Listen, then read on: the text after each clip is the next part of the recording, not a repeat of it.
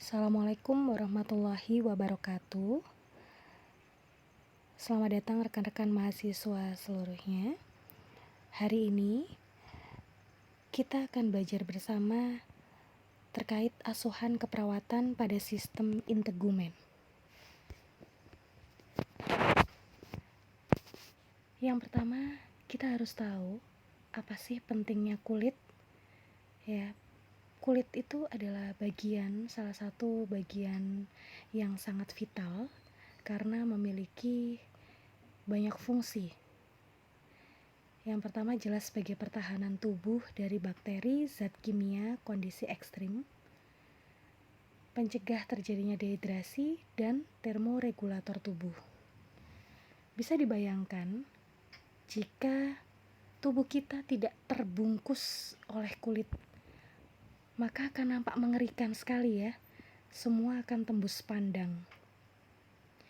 Jadi kulit melapisi sebagian besar dari tubuh kita untuk memperindah bentuk dari tubuh kita. Jadi kulit adalah sesuatu yang sangat vital pastinya. Lapisan kulit kita terdiri dari lapisan epidermis, lapisan dermis, dan lapisan subkutan atau hipodermis. Nampak pada layar penampang kulit yang terbelah ya. Jadi epidermis, dermis, dan subkutan. Epidermis adalah lapisan paling luar, sedikit suplai darah dan reseptor saraf.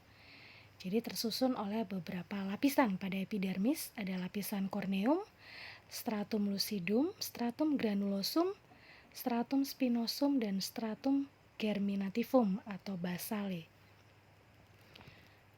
Nanti susunan lapisan ini semua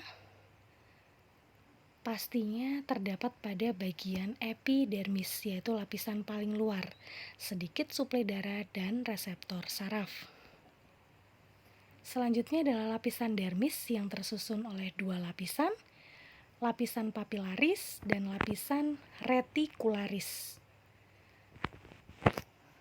Lapisan papilaris berisi ujung serabut saraf dan pembuluh darah, terdiri dari sel fibroblast, menghasilkan salah satu bentuk kolagen. Sementara lapisan retikularis berada di bawah lapisan papilaris, produksi kolagen dan berkas serabut elastik. Lapisan yang terakhir adalah subkutan atau hipodermis, yang tersusun atas pembuluh darah, sel saraf, sel lemak, limfe, dan jaringan adiposa. Semua berfungsi sebagai bantalan kulit, otot, dan juga tulang. Pelengkap kulit itu ada rambut, seluruh bagian tubuh yang bentuknya velus atau halus, kemudian kuku sel epidermis yang mengalami keratinisasi. Bagian proksimal terletak dalam lipatan kulit, merupakan awal kuku tumbuh. Nampak pada gambar. Dan kelenjar kulit itu ada kelenjar minyak dan juga kelenjar keringat. Kelenjar minyak atau sudorifera produksi sebum, lubrikasi folikel dan batang rambut, sementara kelenjar keringat atau sebasea terbagi menjadi eksokrin, apokrin, dan cerumenosa. Kelenjar ekrin di semua daerah kulit, apokrin di aksila, anus, skrotum, dan labia mayora, dan cerumenosa hanya di meatus auditorius externa dan produksi cerumen. Ini adalah derivat dari kulit. Persarafan pada kulit itu ada saraf simpatis dan juga saraf sensoris. Saraf simpatis pada arteriole, kelenjar keringat, dan arektor otot. Kemudian saraf sensoris menerima rangsangan yang terdapat dari kulit. Warna kulit ada melanosit, terletak pada stratum basalis, melanin cenderung gelap. Kemudian darah terdapat pada pembuluh dermal, nampak lebih cerah, dan karotin, pigmen kuning, ditemukan pada stratum corneum dan hipodermis.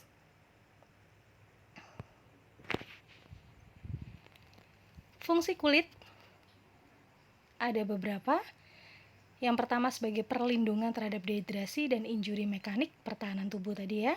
Sensibilitas, termoregulasi atau pengaturan suhu, produksi vitamin D, penyerapan absorpsi, ekskresi, dan respon imunitas. Jadi mengenai konsep kulit atau integumen akan dibahas lebih jauh pada materi konsep integumen. Kali ini yang akan kita bahas lebih dalam adalah tentang proses keperawatan pada sistem integumen. Yang perlu dipahami oleh rekan-rekan mahasiswa seluruhnya bahwa proses keperawatan itu secara komprehensif meliputi pengkajian, diagnosis keperawatan, intervensi keperawatan, implementasi, dan evaluasi. Kelima komponen ini tidak bisa dipisahkan satu dengan yang lain, maka harus diselesaikan secara holistik. Pengkajian pada sistem integumen yang perlu dikaji adalah ketidaknyamanan, nyeri, gatal, lokasi, kualitas dan durasi, faktor pencetus, obat yang sudah dicoba dan reaksinya bagaimana, riwayat penyakit kulit sebelumnya, dan riwayat alergi terhadap makanan, obat, atau kosmetik. Keenam item ini harus dikaji secara mendalam. Pengkajian meliputi pemeriksaan fisik dan juga pemeriksaan diagnostik. Pemeriksaan fisik dilakukan secara inspeksi dan palpasi pada lesi kulit primer dan lesi kulit sekunder, dan pemeriksaan diagnostik. Kita masuk pada pemeriksaan fisik yang pertama, inspeksi. Perhatikan lesi kulit primer. Ada makula, bercak, papula atau plak, nodul, tumor. Jadi kalau makula, warna kulitnya berubah, coklat, putih, ungu, merah, rata, tidak teraba. Perhatikan pada gambar. Itu adalah bentuk makula. Sementara papula atau plak, masa kulit yang lebih menonjol, berbatas tegas, teraba padat, tepi sirkumskripta. Nodul tumor, menonjol, teraba dan padat, meluas lebih dalam ke epidermis dibanding papula. Perhatikan perbedaan gambar pada masing-masing lesi kulit primer, makula, papula, dan nodul. Selanjutnya ada vesikel, bula, menonjol, teraba, mengandung cairan serosa ya. Biasa terjadi pada luka bakar maupun luka herpes. Urtikaria, bintul, massa menonjol akibat edem setempat, batas tidak jelas, tidak teratur, ukuran dan warna bervariasi, misalnya dermatitis medikamentosa maupun gigitan serangga. Bentuk urtikaria ya, sangat umum sekali kita jumpai. Pustula, vesikel atau bula yang berisi pus. Sementara kista, massa semi padat berisi cairan berkapsul berada dalam jaringan subkutan atau dermis. Perhatikan pada gambarnya. Selanjutnya adalah inspeksi pada lesi kulit sekunder. Ada erosi, lapisan epidermis superficial yang hilang, terjadi cekung dan basah, tidak meluas sampai ke dermis, kulit merah, keluar cairan serosa. Misalnya terjadi pada kasus dermatitis kontak. Selanjutnya ulkus, kerusakan kulit epidermis dan dermis, dapat terjadi perdarahan dan jaringan sikatrik. Perhatikan pada gambar. Biasanya terjadi pada pasien dengan diabetes mellitus. Fisura, retakan linier pada kulit dapat meluas ke dermis. Skuama atau sisik akibat proses deskuamasi, pelepasan epitel yang mati, warna bervariasi, terjadi keretakan berwarna putih, tekstur juga bervariasi, bisa tebal ataukah halus. Bentuk skuama atau sisik, perhatikan pada gambar. Krusta atau kerak, residu serum atau darah pes yang mengering di permukaan kulit, jelas itu ya, terlihat pada pipi. Kemudian sikatrik atau jaringan parut, bekas pada kulit yang setelah luka sembuh. Jaringan parut muda warnanya merah atau ungu. Jaringan parut yang sudah masak warnanya putih mengkilat. Jenis sikatrik hipertropi, artropi ataupun eutropi ya. Nah, itu nampak sekali luka sayat pada abdomen ya, menimbulkan sikatrik atau jaringan parut. Keloid, jaringan sikatrik yang mengalami hipertropi, pembentukan jaringan kolagen yang berlebihan selama proses penyembuhan, menonjol, irregular, warna merah. Atropi, epidermis tipis, kering dan transparan, hilangnya kolagen dan elastin kulit, pembuluh darah yang ada di bawah dapat terlihat. Perhatikan pada gambar ya, keloid dan atrofi.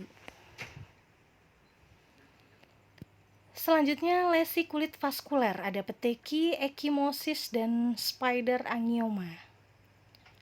Peteki makula merah atau ungu bentuk bulat diameter 1-2 mili, ekstravasasi darah akibat perdarahan atau emboli kulit.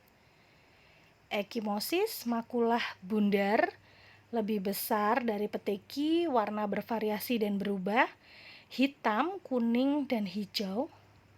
Akibat ekstravasasi darah, trauma, kecenderungan yang berdarah.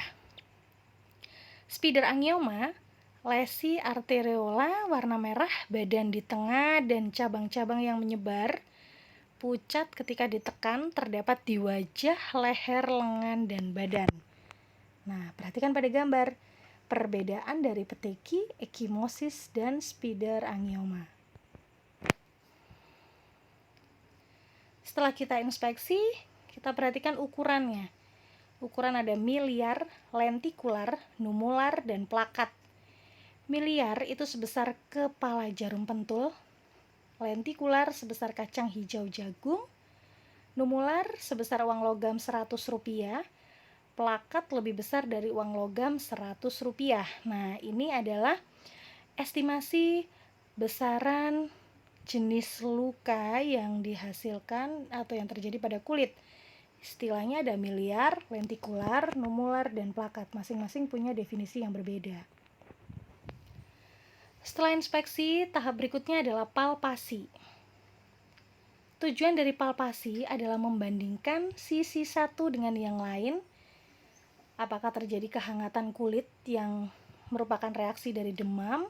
Variasi temperatur tergantung pada area yang dikaji. Palpasi untuk mengetahui kehangatan dan kelembapan, tekstur kulit, turgor, krepitasi, dan juga terjadinya pitting odem ataukah tidak. Pemeriksaan diagnostik itu meliputi biopsi, yaitu pengambilan sampel kulit melalui eksisi dengan scalpel atau skin punch untuk memastikan malignan pada kulit. Apakah terjadi keganasan pada gangguan sistem integumen yang terjadi. Kemudian scraping, pengerokan kulit sampai ke dermis yang sudah dibasahi dengan minyak, dilakukan pada kulit yang dicurigai ada lesi jamur. Jadi masing-masing pemeriksaan diagnostik memiliki tujuan yang berbeda.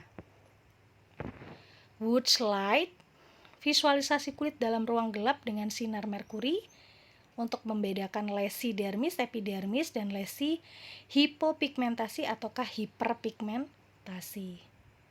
Selanjutnya immunofluorescence, kombinasi antigen dan antibodi dengan zat warna fluorokrom untuk mendeteksi autoantibodi terhadap kulit. Apakah terjadi gangguan autoantibodi kulit?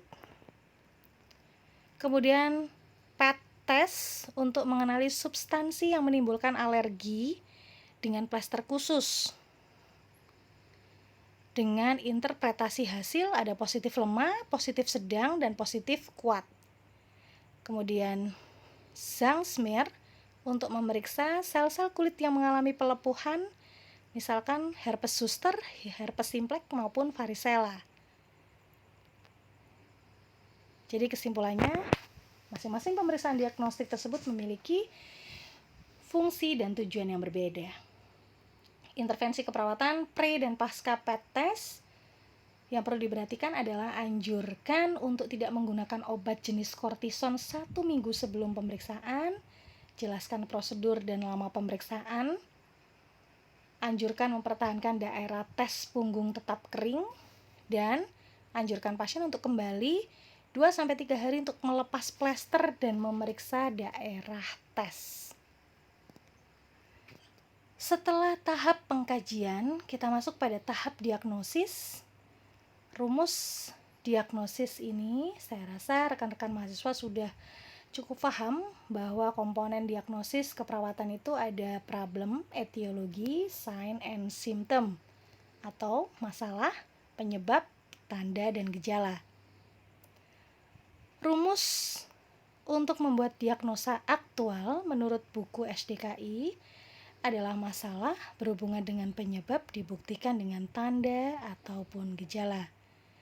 Pada diagnosis resiko, ada masalah dibuktikan dengan faktor risiko. Dan diagnosis promosi kesehatan, ada masalah dibuktikan dengan tanda atau gejala.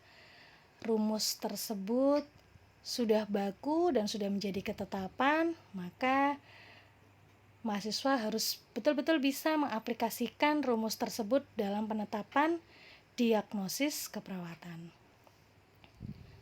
Contoh diagnosis keperawatan yang bisa kita angkat pada gangguan sistem integumen, yaitu nomor kode D0129 dengan label masalah gangguan integritas kulit atau jaringan. Perhatikan pada penyebab atau etiologi serta sign symptom, data mayor dan data minor. Contoh penulisan diagnosis aktual menurut Venn model yang sudah ditetapkan oleh penemunya, yaitu disebutkan bahwa penulisannya adalah dengan label masalah, gangguan integritas kulit atau jaringan, diberikan nomor kode, berhubungan dengan perubahan sirkulasi dibuktikan dengan kerusakan jaringan atau lapisan kulit, terjadi perdarahan, kemerahan, dan juga hematoma.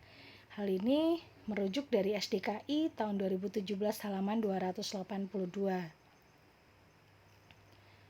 Kemudian untuk intervensi, perhatikan tujuan dan kriteria hasil mengacu pada SLKI bahwa setelah dilakukan intervensi keperawatan selama 3 kali 24 jam, maka integritas kulit dan jaringan meningkat dengan kriteria hasil, elastisitas meningkat, hidrasi meningkat, perfusi jaringan meningkat, perdarahan menurun, hematom menurun, dan suhu membaik.